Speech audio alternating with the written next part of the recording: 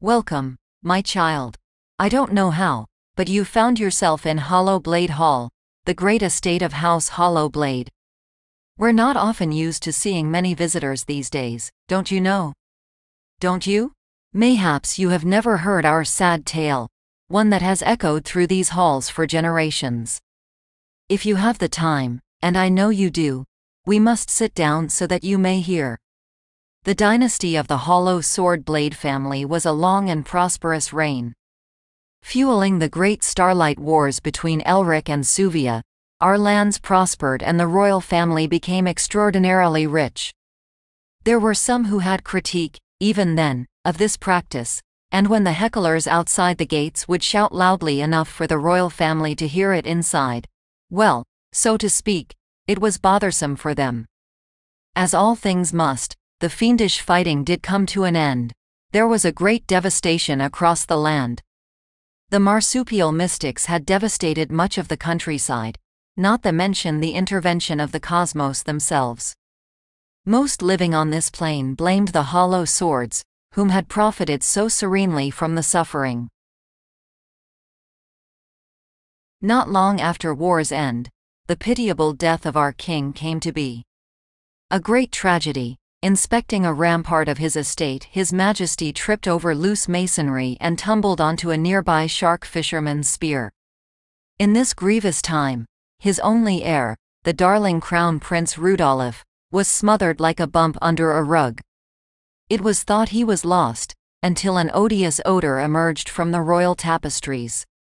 The Queen Mother emerged from this a very nervous and some might say bewitched woman.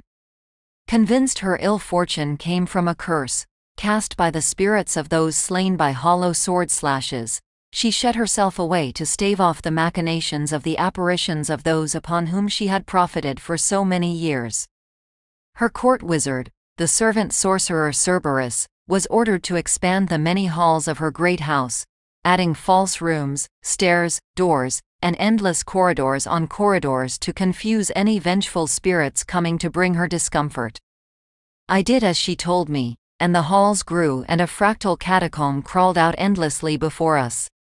It started growing larger by the day, and inside the hallowed halls it grew 10 times what the outside reflected.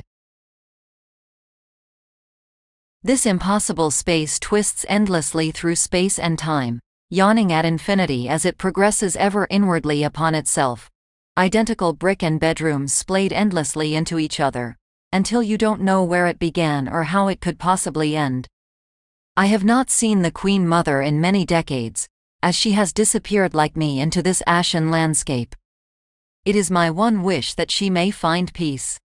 As for yourself, well, as you stalk through these gloomy arches and long tunnels to nowhere, ascending and descending to meaningless altitude, remember the folly of hiding from your demons by delving ever deeper into the self. You can't hide from your mind, though you might wish to try. Now go on, child, and remember that we have spoken. If you become lost in starvation and madness down here, know this. You are not lost to all. I am the archive of what has been lost here, and I will never forget. This content is Creative Commons. Relevant attribution can be found in the description.